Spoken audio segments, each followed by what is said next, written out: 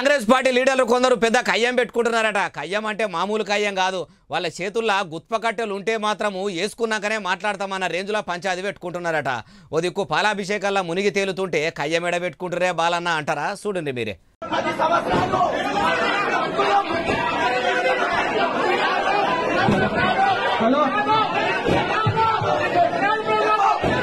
అగో ఇన్నరా 10 ఏళ్ళు పార్టీ కోసం పనిచేసినాం. ఇప్పుడు కారు పార్టీకి కాలిచ్చి కాంగ్రెస్ పార్టీలో షరీకయ్యి మా ముంగట పెద్దరికం చేస్తామంటే మేము ఊకోమని పెద్దగా లొల్లి పెడుతుర్రు. అసలు లొల్లెందుకు చేస్తుండ్రు అంటారా? పటాన్ చెరువు ఎమ్మెల్యే గూడెం మైపాలరెడ్డి సార్ ఉన్నాడు కదా, ఆయన కార్లకెంచి ఎడమకాలు తీసి కాంగ్రెస్ ల కుడికాలు పెట్టిండు కదా.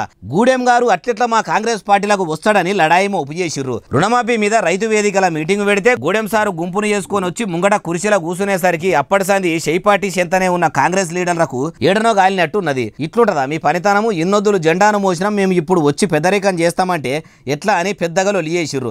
పక్కపొంటి ఉన్న పోలీసులు వచ్చి నచ్చజెప్ప చూసినా కూడా ఊకుంటలేరు. గూడెం గారి మీదకి గుర్రుగా ఎగబడుతురు. అదే బీఆర్ఎస్ పార్టీల్లో లేకుంటే కమలం పువ్వు పార్టీలో అయితే చక్కగా బస్సులకు ఎక్కించి పోలీస్ స్టేషన్కు పంపేటోళ్ళు కావచ్చు. వాళ్ళన్న దాంట్లో కూడా న్యాయం ఉన్నది. ఏండ్లకేండ్లు పార్టీని పట్టుకొని జీకు లెక్క యాలాడుతుంటే నడమల వచ్చిన వాళ్లకు పెద్దపీటలేసి మర్యాదలు చేస్తుంటే కాంగ్రెస్ బుడ్డ లీడర్లకు కడుపు రగిలిపోదా?